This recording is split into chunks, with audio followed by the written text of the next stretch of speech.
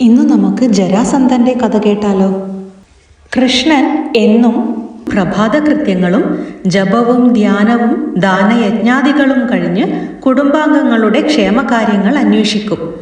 അത് കഴിഞ്ഞാലുടൻ പ്രജാക്ഷേമവും ഭക്തരുടെ ക്ഷേമവുമാണ്. അതിനായി ഉദ്ധവരെയും സാത്യകിയെയും കൂട്ടി സഭാഗൃഹത്തിൽ എത്തും. ഒരു ദിവസം ചർച്ചാവേളയിൽ ജരാസന്ധ ബന്ധനത്തിൽ കഴിയുന്ന രാജാക്കന്മാരുടെ ഒരു ദൂതൻ ഭഗവാനെ കാണാനെത്തി. ജരാസന്ധനെ വധിച്ച് തങ്ങളെ മോചിപ്പിക്കണം എന്നായിരുന്നു അവരുടെ ആവശ്യം. 10,000 ഗജവീരന്മാരുടെ കരുത്തുള്ളവനാണ് ജരാസന്ധൻ. കൂടാതെ വരബലത്തിന്റെ പുറംപകിട്ടുമുണ്ട്. എന്തായാലും ദൂതന്റെ ആഗ്രഹം സാധിപ്പിക്കണം എന്നു തന്നെയായിരുന്നു കൃഷ്ണന്റെ ഉദ്ദേശവും. ദൂതനുമായി ചർച്ച പുരോഗമിക്കുന്നതിനിടയിലാണ് നാരദർ സഭയിലെത്തിയത്. നാരദർ വെറുതെ ഒരിടത്ത് വരില്ല. എന്തെങ്കിലും ഈശ്വരീയ കാര്യത്തിനു വേണ്ടിയാണ് നാരദർ വരിക. ഭഗവാൻ എഴുന്നേറ്റു ചെന്ന് നാരദരെ സ്വീകരിച്ച് ആനയിച്ചു. യാത്രയുടെ ഉദ്ദേശം അന്വേഷിച്ചു. നാരദർ പറഞ്ഞു, അങ്ങേക്കറിയാത്തതായി യാതൊന്നും എനിക്ക് ബോധിപ്പിക്കാനില്ല. എങ്കിലും പറയാം. കുന്തിപുത്രനായ യുധിഷ്ഠിരൻ രാജസൂയ യാഗം നടത്താൻ ആഗ്രഹിക്കുന്നു. അതിൽ അങ്ങയുടെ സാന്നിധ്യവും അനുഗ്രഹവും വേണമെന്ന് പാണ്ഡവന്മാർ ആഗ്രഹിക്കുന്നു. രാജാക്കന്മാരുടെ ദൂതൻ അറിയിച്ച കാര്യവും നാരദർ അറിയിച്ച കാര്യവും തുല്യ പ്രാധാന്യമുള്ളതാണ്. ഏതിനു പ്രഥമഗണന നൽകണമെന്ന് അറിയുന്നില്ല. ഭഗവാൻ തന്റെ മന്ത്രിയായ ഉദ്ധവരെ വിളിച്ചു കാര്യം അവതരിപ്പിച്ചു. ഉദ്ധവർ പറഞ്ഞു, അങ്ങയുടെ ഉദ്ദേശ്യം പോലെ രണ്ടും ഒന്നിച്ചു നിർവഹിക്കുക. ഭഗവാന് തന്നോടുള്ള സ്നേഹം കൊണ്ടാണ് അഭിപ്രായം ചോദിക്കുന്നതെന്ന് ഉദ്ധവർക്കറിയാം. അതെ, ഉദ്ധവർ പറഞ്ഞതുപോലെ രണ്ടു കാര്യവും ഒന്നിച്ചു നിവർത്തിക്കാം. നാളെ തന്നെ പുറപ്പെടാം. അടുത്ത ദിവസം തന്നെ ഭീമസേനനും അർജുനനും കൃഷ്ണനും കൂടി രാജസൂയത്തിനായി ജരാസന്ധനെ ജയിക്കാൻ നിശ്ചയിച്ചു യാത്രയായി. ജരാസന്ധൻ വരബലം കൊണ്ട് വജ്രതുല്യ ശരീരബലം ഉള്ളവനാണ്. ഭീമസേനനു മാത്രമേ അവനെ നിഗ്രഹിക്കാനാകൂ. നേരിട്ട് യുദ്ധത്തിൽ ജയിക്കലും അശുഭമായിരിക്കും. കാരണം ജരാസന്ധന്റെ സൈന്യം അതിവിപുലമാണ്. രണ്ടു ഭാഗത്തും ചേർന്ന് 100 അക്ഷൗഹിണി പടയുദ്ധത്തിൽ നശിക്കും. അതു രാജസൂയ യാഗത്തിന്റെ പ്രൗഢി കുറയ്ക്കും. സൈന്യവുമായി ഏറ്റുമുട്ടൽ ഒഴിവാക്കി ദ്വന്ദ്വയുദ്ധമുറ തിരഞ്ഞെടുക്കാനാണ് അവർ നിശ്ചയിച്ചത്. മൂവരും ബ്രാഹ്മണ വേഷത്തിൽ ജരാസന്ധനെ കണ്ടു. ജരാസന്ധൻ ആചാരമര്യാദ പ്രകാരം തന്നെ അവരെ സ്വീകരിച്ചു. ഞങ്ങൾ ആഗ്രഹിക്കുന്ന ഭിക്ഷ തരാമെന്നു വാക്കു തരണം, അവർ ജരാസന്ധനോട് പറഞ്ഞു. ബ്രാഹ്മണരുടെ കൈകളിൽ ഞാൻ തഴമ്പു കണ്ട ജരാസന്ധൻ അവർ പ്രച്ഛന്ന വേഷം ധരിച്ചതാണെന്നു തിരിച്ചറിഞ്ഞു. എങ്കിലും അവരോട് പറഞ്ഞു, എന്റെ ശിരസ്സു വേണമെന്ന് പറഞ്ഞാലും നിങ്ങൾക്കു വേണ്ടി തരാൻ ഒരുക്കമാണ്. ഭഗവാൻ പറഞ്ഞു, ഞങ്ങൾക്കു വേണ്ട ഭിക്ഷ ദ്വന്ദ്വയുദ്ധമാണ്. ഇതു കേട്ട ജരാസന്ധൻ പറഞ്ഞു, ഞാൻ ക്ഷത്രിയരോട് മാത്രമേ യുദ്ധം ചെയ്യൂ.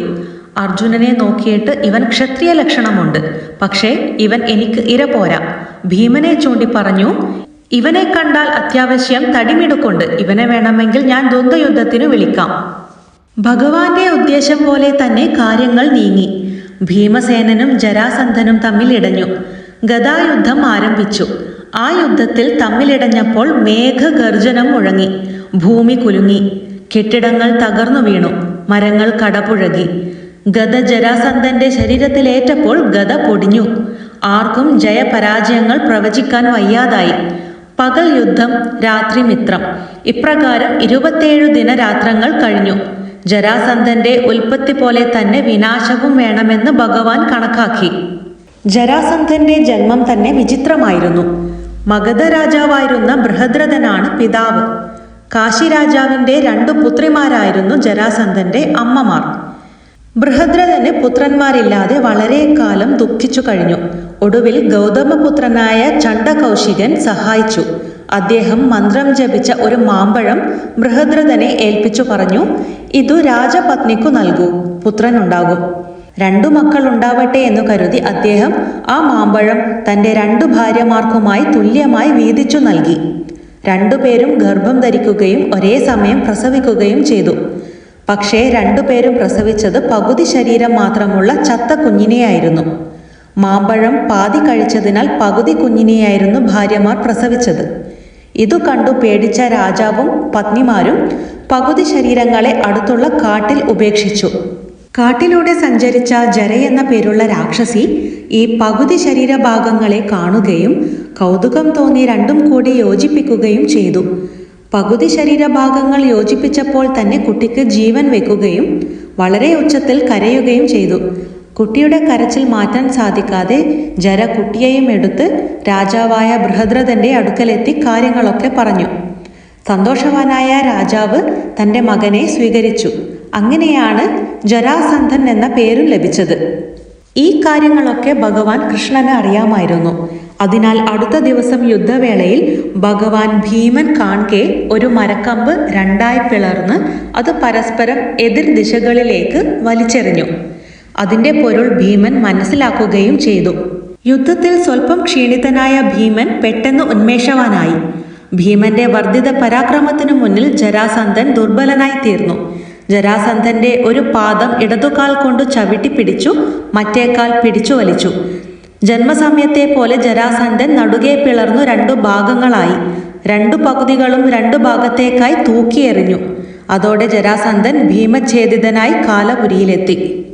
അസ്ഥി പ്രാപ്തി എന്ന പേരിൽ 2 പുത്രിമാർ ജരാസന്ധൻ ഉണ്ടായിരുന്നു. ഇരുവരും വിവാഹം കഴിച്ചതു കംസനെയാണ്. കംസവധത്തിനു ശേഷം ശ്രീകൃഷ്ണനോട് ജരാസന്ധനു വൈരാഗ്യം ഉണ്ടാവാനുള്ള കാരണവും ഇതായിരുന്നു.